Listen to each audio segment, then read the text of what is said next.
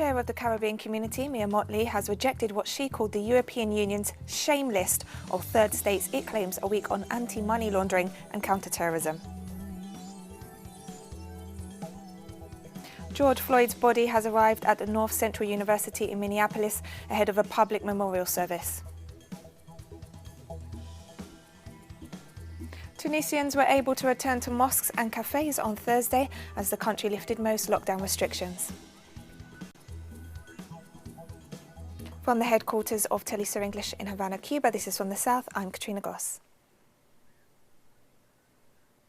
Chair of the Caribbean Community, Mia Mottley, has rejected what she called the European Union's shame list, which was released last month and includes first states that the EU deems to have strategic deficiencies in anti-money laundering and counter-terrorism financing. Mottley was speaking during the first extraordinary meeting of the African, Caribbean and Pacific Group of States via video conference on Wednesday.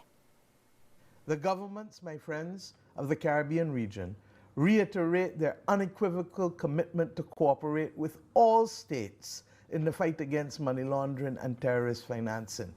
That cooperation requires recognition by all of our sovereign rights under international law and respect by the European Union for the principles of good faith, equal treatment, non-discrimination and due process, values which we share with the European Union.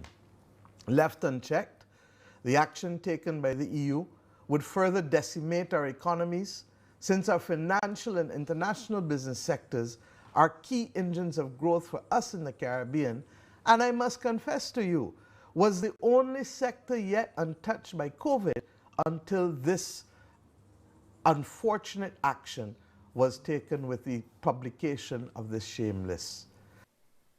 Mottley also commented on the murder of George Floyd as she expressed solidarity with protesters fighting for justice. They are reflecting their anger and disappointment as a result of the fact of not being seen and not being heard. We small island states know the feeling only too well, for we feel that we sound like a stuck record, and we recognize that no system that is ignored forever can flourish, and hence we find sympathy for the actions taken by those in the United States of America who are simply asking, in the words of Peter Tosh, for justice. Rescue efforts are continuing in El Salvador after Tropical Storm Cristobal made landfall on Wednesday, wreaking havoc across the country. Children are among the 6 people still missing. They're believed to have been buried in a landslide in the town of Santo Tomas. There are nearly 30,000 families affected nationwide, but relief efforts have been hampered by the coronavirus pandemic.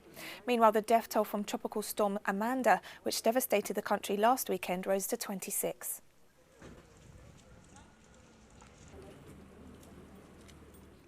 Hundreds of women have taken to the streets of Uruguay's capital, Montevideo, to protest against sexual exploitation amid a recent wave of child abuse cases. So far, 15 men have been charged with soliciting minors for sexual acts as part of Operation Ocean, which was launched to investigate the exploitation of minors in the country.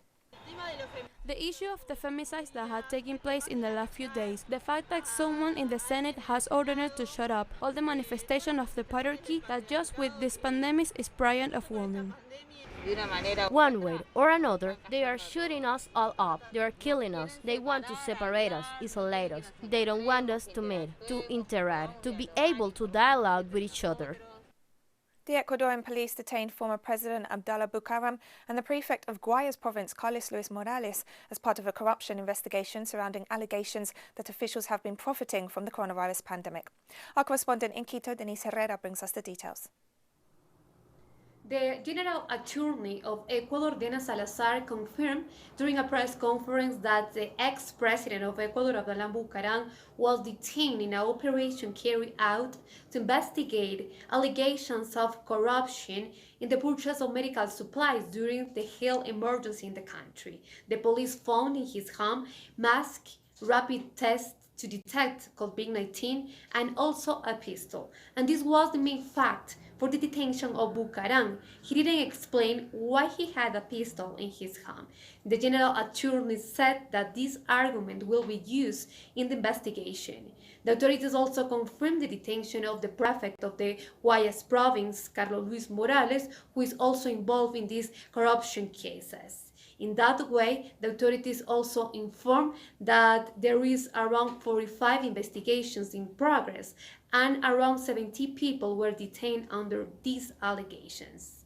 The authorities also said that the municipality of Quito is also under investigation. There is irregularities in the purchase of medical supplies, also in the water company of the municipality of Quito. The general attorney said that also they will investigate this purchase.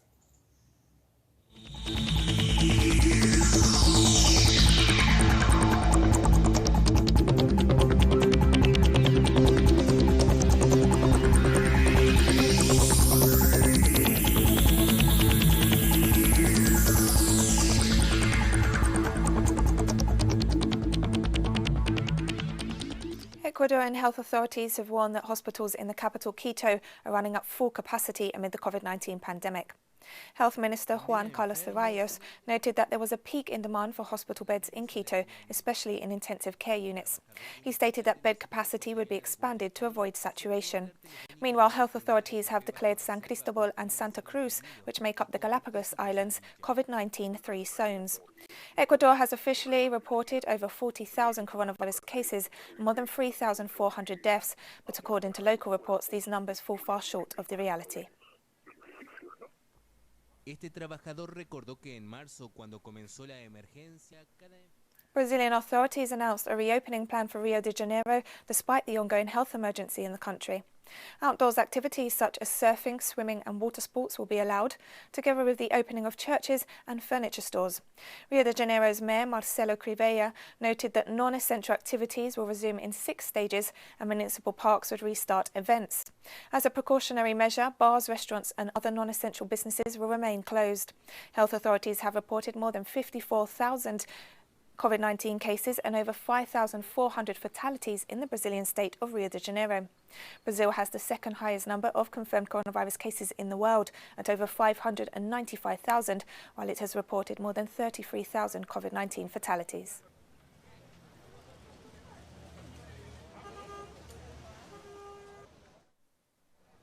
Chilean health authorities reported over 4,600 new coronavirus cases and 81 deaths on Wednesday. Chilean Public Health Undersecretary Paula Diaz noted that over 492 new cases were asymptomatic. The latest figures bring the total number of cases registered in the country since the outbreak of the pandemic to more than 118,000. Meanwhile, the COVID-19 death toll stands at more than 1,300. Health authorities reported that there are more than 26,000 active cases, while 80% of the population remains under total lockdown. Chile ranks 13th in the world in terms of the number of cases reported.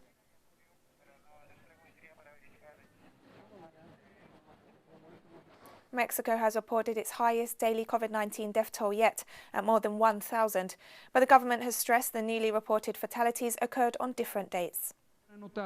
Today you may have noticed that we have a substantial increase in mortality. Yesterday we have more than 10,700 and today we have more than 11,000, and that is why we want you to identify very clearly the dates of occurrence.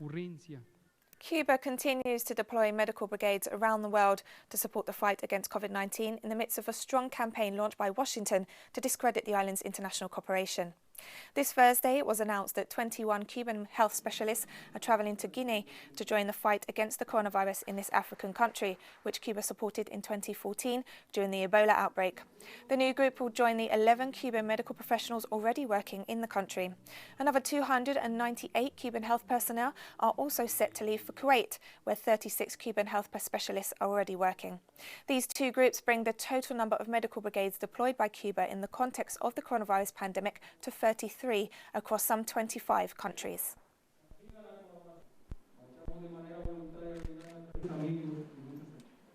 In Bolivia, presidential candidates have reached an agreement with the Supreme Electoral Tribunal to hold the postponed general elections on September 6. More details in the following report.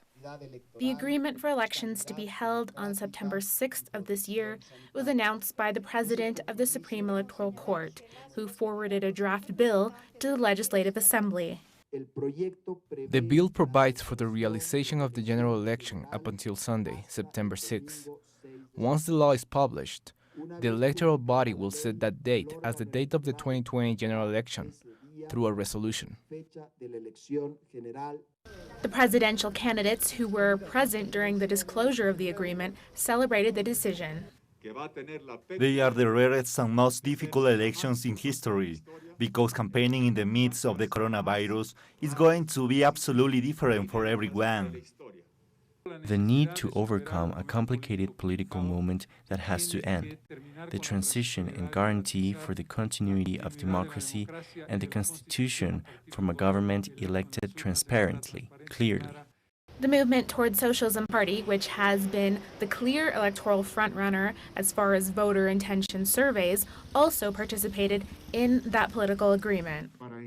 This date, September 6th, gives certainty now to the Bolivian people that we are going to enter a democratic process, democratically chosen, to face the problems we are already experiencing in the country, like the economy. It's not that we'll face problems. We're already facing problems.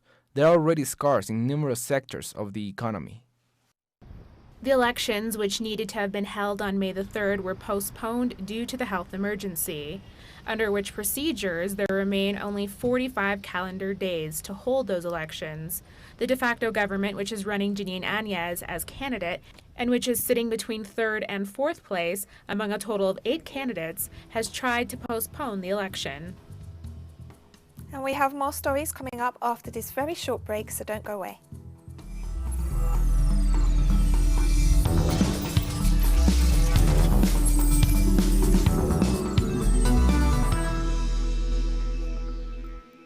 Welcome back to From the South. George Floyd's body has arrived at the North Central University in Minneapolis ahead of a public memorial service. This will be the first of 3 public viewings, with the others set to take place in Rayford and Houston, where Floyd grew up and lived much of his life, before a private burial there. The memorial comes a day after charges were filed against all 4 police officers involved in Floyd's death, while Derek Chauvin's charge was upgraded to second-degree murder. The other 3 former police officers are formally accused of aiding and abetting the murder.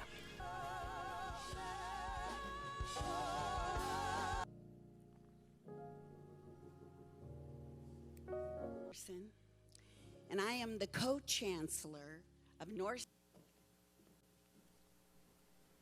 On behalf. At least 10,000 protesters attended a youth-led Black Rights rally in San Francisco this Thursday, demanding justice and equality 1 week after the murder of George Floyd.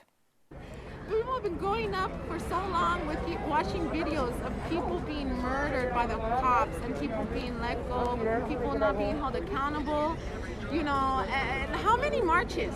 How many marches do people have to go to? How many petitions do people have to sign?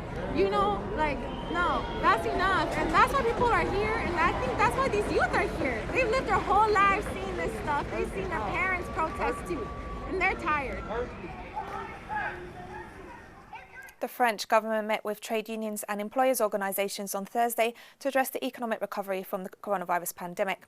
French President Emmanuel Macron and French Prime Minister Edouard Philippe called on the meeting as part of a series of sessions being held with stakeholders to address the COVID-19 economic crisis. Unions have highlighted several requests, including sanctions against companies that disregard COVID-19 safety regulations and support for those furloughed or left unemployed. Forecasts show a fall of 11% in GDP as a result of COVID-19 restriction measures in France.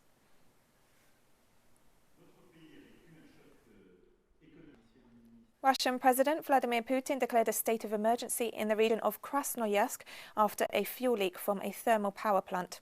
More than 21,000 cubic meters were spilled in the area due to damage to a diesel fuel storage tank. Russian authorities stressed that emergency services were not alerted to the incident on time as the power station's employees attempted to contain the spill themselves. Rescuers have removed more than 100 tons of fuel, and containment booms are being used to prevent further spread. Meanwhile, the Prosecutor General's office has initiated 3 criminal cases on charges of land deterioration, water pollution and violation of environment protection rules.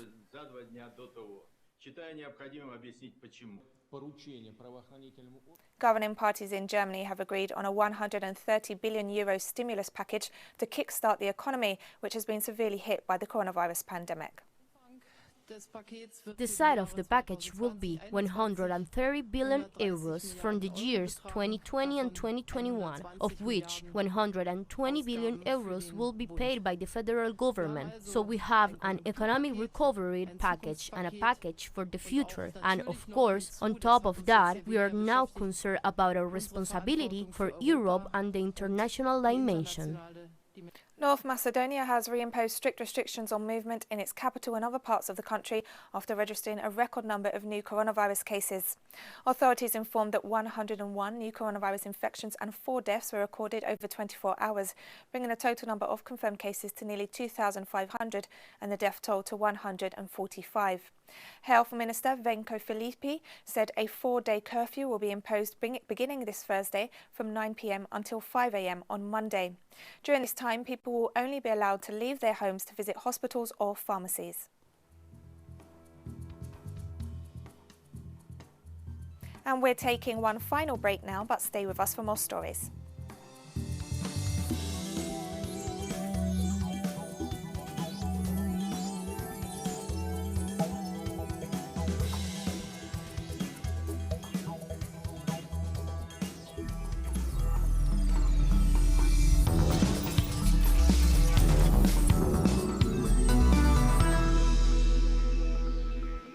Welcome back to From the South.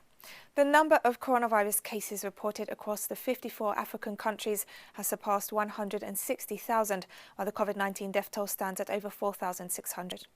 South Africa is the country with the most confirmed cases in the continent, followed by Egypt, Nigeria and Algeria. The figures were compiled by the Centre for Systems Science and Engineering at Johns Hopkins University, using statistics from the World Health Organization as well as national public health departments.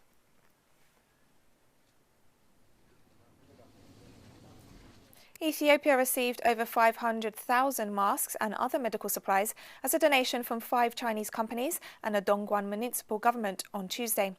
Local authorities said the donation will play a critical role in helping the city of Addis Ababa overcome the challenges posed by COVID-19. The support between our two countries is mutual, not one way or one country at the receiving end. We support each other. So from above, we can see that the relationship between China and Ethiopia is really what our two governments called comprehensive, strategic, cooperative partnership. It is strategic as it will make a difference in our development, as its significance goes beyond bilateral. We aim to make our cooperation a model for China-Africa cooperation. We're very grateful to the Chinese government, people and institutions for your support. We should take the necessary COVID-19 precautions, but if the worst is to come, it is obvious that we need ventilators and ambulances. We hope your support will continue until Ethiopians triumph the fight against COVID-19. Tunisians were able to return to mosques and cafes on Thursday as the country lifted most lockdown restrictions. Back in March, Tunisia closed its international borders, stopped all movement between towns and cities, shuttered mosques, shops, schools, cafes and restaurants, and imposed a nightly curfew. The North African nation has recorded just over 1,000 cases of the novel coronavirus and 48 deaths. The figures pale in comparison to the nearly 10,000 cases reported in neighbouring Algeria. Given the success in containing the virus, the Tunisian Minister of Major Projects has stated she hopes that foreign tourists will be able to return to the country this summer.